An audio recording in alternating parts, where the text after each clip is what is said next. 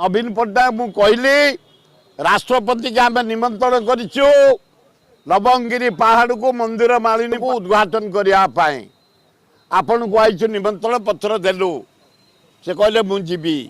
एना शरद पट्टनायक पाक जाइलु आम सबू दल को डाकबू से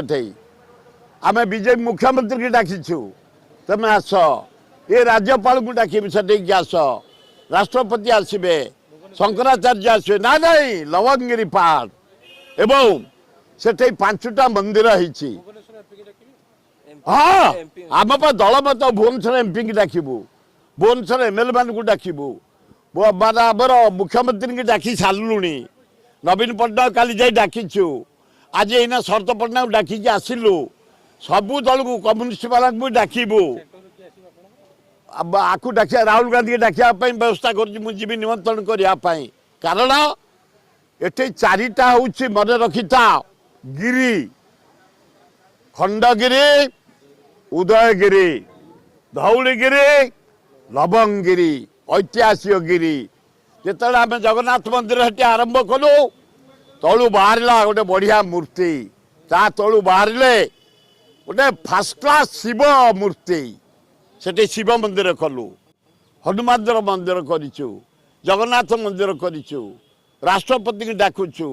शंकराचार्य को डाकुछु महाराज मत को डाकिछु चीफ मिनिस्टर को डाकिछु गवर्नर को डाकिनी जीवी डाकियापाई नवीन बाबू काली डाकिछु आज शरद पट्टनायक को डाकिक आसिलु दल मत आउ जो जो पार्टी रही भी डाकबू दल मत निर्विशेष लवंगिरी पहाड़ मंदिर मालिनी पहाड़ को सौंदर्यकरण करा उद्घाटन करेंगे महामहिम राष्ट्रपति महोदया द्रौपदी मुर्मू हाँ कर डिसेम्बर 12 तारिख में यही दिन आम साधु सत मान डाकुचु आम बद्रीनाथ को डाकुचु साधु आम अमरनाथ डाकुचु पंडित एठे डाकुचु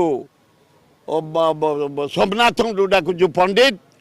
सब बाहर पंडित मान आसबे साधु सन्त आसबे शंकराचार्य आसबे पुरी रजा आसबे राष्ट्रपति महोदय आसबे आम उद्घाटन उत्सव काली प्रिपेरेसन मीटिंग लवंगिरी पहाड़ पर मुझे शरद पट्टनायक को निमंत्रण कर फेरुची।